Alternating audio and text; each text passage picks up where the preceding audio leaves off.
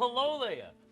Old C.L. Thomas here, coming to you from beautiful Cape Cove Harbor, Maine, with another edition of That Ain't Right.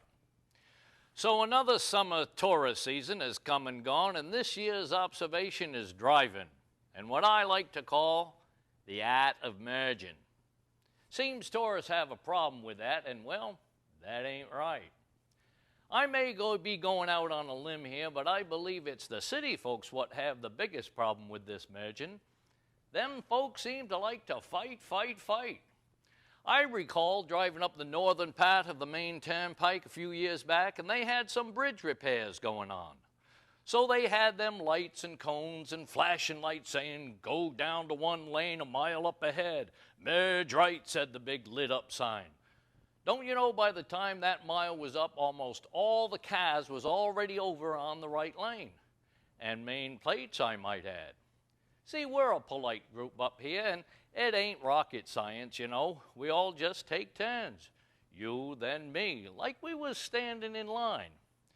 Be polite, one after another. Merge. But see, that's where the problem starts. We ain't standing in line. We got a ton of steel wrapped around us, and we got, like them big city folks call, we got what they call a disconnect. See, we ain't looking at each other in the eyes. We got a big hunk of steel, so it's more like a competition. I'm betting it's kind of like them medieval days, what with the prince and princesses being all polite to each other at the ball in the castle. But come time for them boys, them knights and them princes put on their suits of armor, and they all begin them jousting things with their big long poles coming at each other.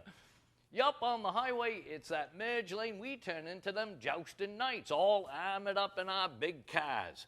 Just jousting to see who's going to get into that lane first. At the very last minute, nobody's backing down to let him in. Instead of looking at each other in the eye and being polite and taking turns. First you, then me, and so on and so on.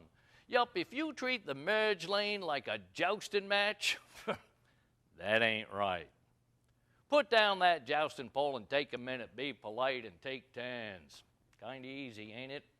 And that's the true art of merging. There you go, buddy. After you, no after you, no after you, no after.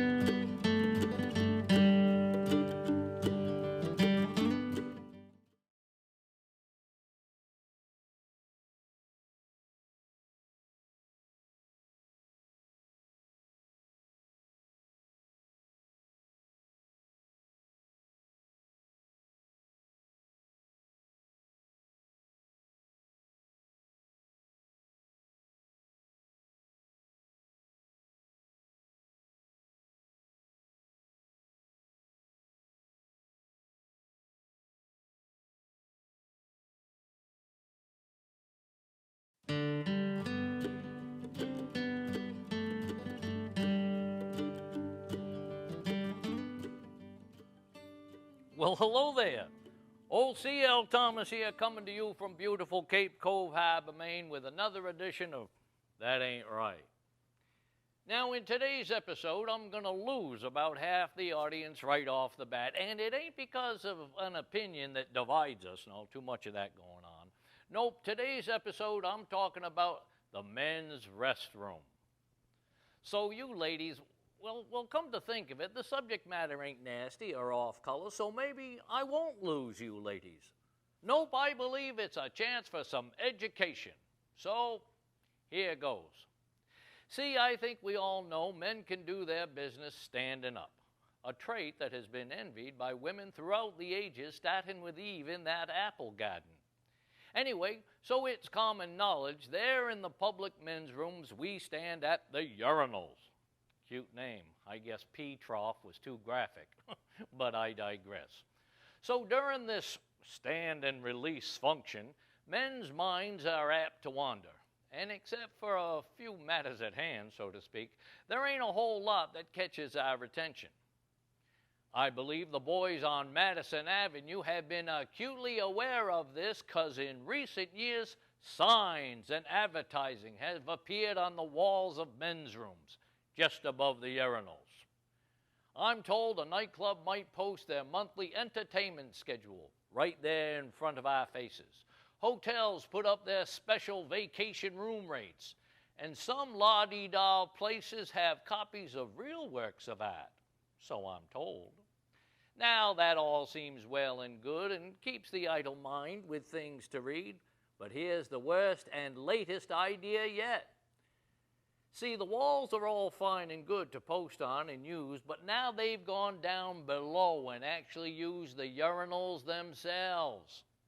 Yup, see, ladies, we used to have them disinfectant white cakes at the bottom of the urinal. My buddy used to call them pea mints. But now we got deodorant strainer mats what keep any paper and cigarette butts out of the drain. Well, some Madison Avenue bozo thought them mats would be a good place to put an advertisement on, too. Yup, I seen a logo of the name of a landscaper business. Then just last week I saw a tax accountant on one of them mats. And, well, that ain't right. All old CL is saying here is if steam is rising off a company's name, I do not believe you hold that company in high esteem.